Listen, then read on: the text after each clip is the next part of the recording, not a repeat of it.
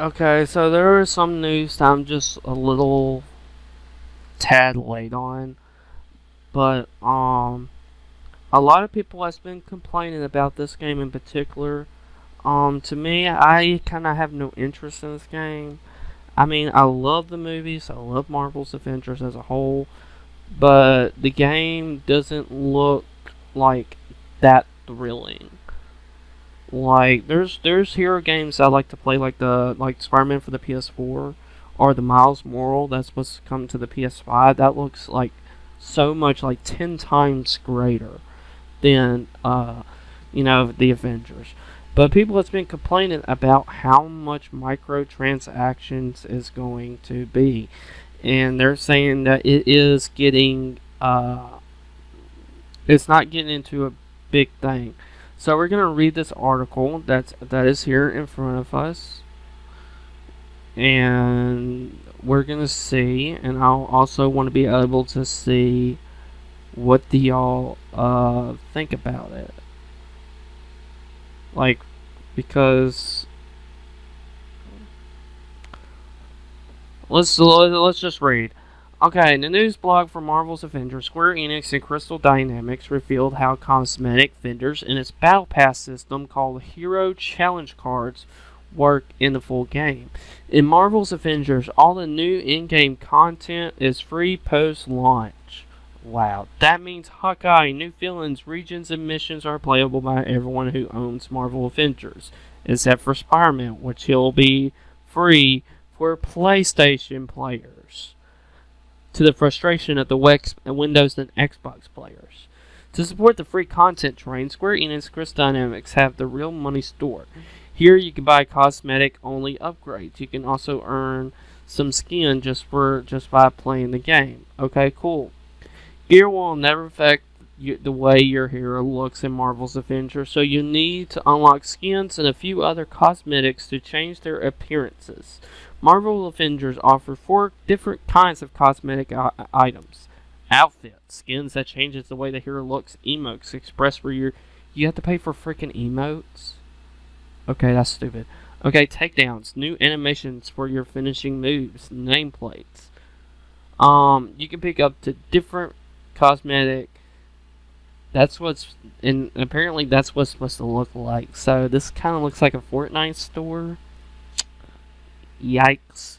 Vendors come into 2 varieties: gear and cosmetic. Gear vendors take resource called fragments gained by dismantling other gear and trade your new item for different heroes. Cosmetic vendors take a special currency called units, which you can earn by playing the game. The vendor will take your units in exchange for certain cosmetic items which rotate both daily and weekly. The marketplace works a bit differently. This is a completely separate menu in Marvel's Avengers, where you can go to spend credits in the game's real money currency. You can only spend credits in the marketplace. You can only get credits by paying actual dollars from your wallet. The marketplace sells outfits, emojis, etc., like we just mentioned. Like the other vendors, certain items rotate daily and other rotates weekly. One additional way to earn credits is through the Battle Pass system, which with Crystal Dynamics called the Hero Challenge Packs. Cards. I feel like packs. Each hero has a unique battle pass with 40 levels and variety of rewards. By completing daily or weekly objects, players can upgrade their hero card to unlock cosmetic rewards, currency, and resources. For Hulk, Thor, Iron Man, Black Widow, Miss Marvel, Captain America, the game initial roster, they all have free challenge hero cards. Post-launch heroes like Hawkeye will have free and premium track on their hero card for 1,000 credits, about $10. So $10 for each post. That's like, okay, okay, I can see the little frustration here. I can see it. Square Enix said it won't refresh those Hero Challenge cards, meaning players have as long as they work towards the reward. Square Enix Crystal Dynamics will launch Marvel Avengers on September the 4th, with an early access period on September the 1st for PlayStation 4. Google Stadia is still live? Okay. Google Stadia is still live? Who actually plays on that? I'm actually curious. Should I call my friends saying like, hey man, do you still own that Google Stadia, man? Windows PC and Xbox One. The game will come to next generation consoles later this year. So here's some comments. 63 comments. God, what absolute crap show. This actually seemed reasonable. The game changes non-expired battle pass, and like you can get it later as a developer. Yeah. Yeah, I was honestly pretty excited for this game, but when it first announced, but now that they're exclusive content for one system, it's not even timely exclusive, and it's forever, I'm gonna have to give it a hard pass. Saying I was gonna pick it up for PC, and it's obvious of the game is getting to the decimate treatment, a lost sale. I don't think calling it exclusive content is fair. I feel exclusively in the video game industry tends to mean someone paid them to keep content exclusive for one platform. In the case Crystal Dynamics is not getting paid. It is more they are not able to get license permissions from Marvel to put Spider-Man in PC and Xbox version of the game. Sony, yeah, if I'm not going to sit here and read every comment, but what I think is kind of bullcrap. Just saying like, when I was reading that, I was saying about $10, and I don't know how many characters are going to be post-launch. So it's like $10 here, $10 here, adding maybe 10 characters. That's like $100. And it feels like when I was reading like earlier, it says it's only by paying cash and not unlocking through the game. Like this is getting microtransaction. Remember Star Wars? Remember loot boxes? Remember how trash and garbage and how much that game sunk to the bottom because of how it performed and what people actually think of it? Like, think of that, but then put it with this game. Just put it with this game. Sorry. I'm gonna have to edit that. I meant to pull that up. It's like, wow.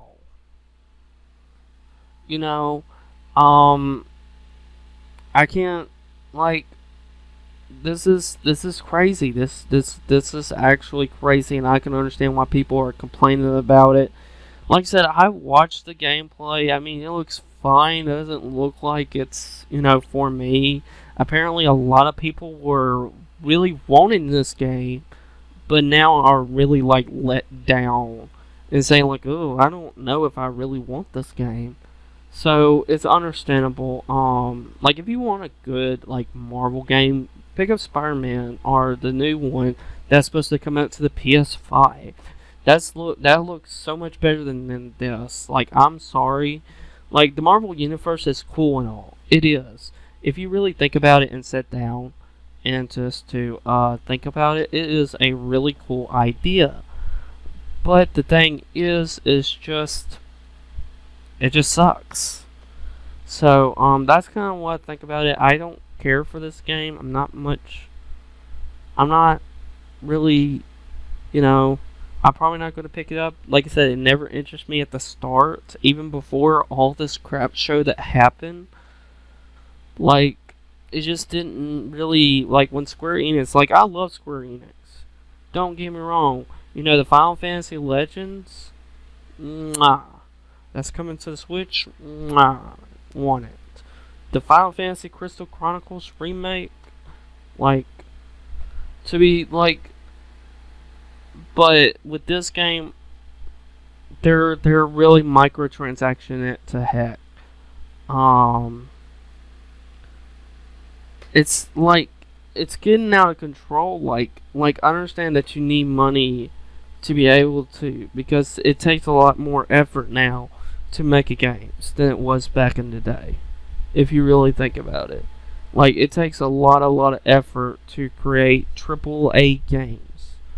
That's not NBA 21 or Madden 21. But like, if there's a game that I will particularly give my money at, like Switch games for instance, Breath of the Wild 2, I don't think that's going to have any cosmetic. Like, I don't think Nintendo, with their first party games, like thinking of their first party games, I don't think they ever did microtransactions. Because all of it is like there is DLC like Pokemon, that has DLC. Breath of the Wild DLC. Nothing about microtransaction. Nothing about going in, seeing a store, and just seeing what you can buy. Like, I don't like that. Like, that's what happened to my beloved Crash Nitro Field. I don't like I like it before it all happened, but then with the microtransaction store, like people can just pay money and be like, "Ooh, I beat the game." That's it. While people spent time and effort trying to beat that game, and that kind of got really kind of under my skin. But that's a different game. But tell me how y'all feel. Are y'all willing? Are y'all looking to pick up this game? Is this game not for you anymore? What do you think about it getting microtransactions to heck and back? Tell me below, and I will see you guys, girls, next.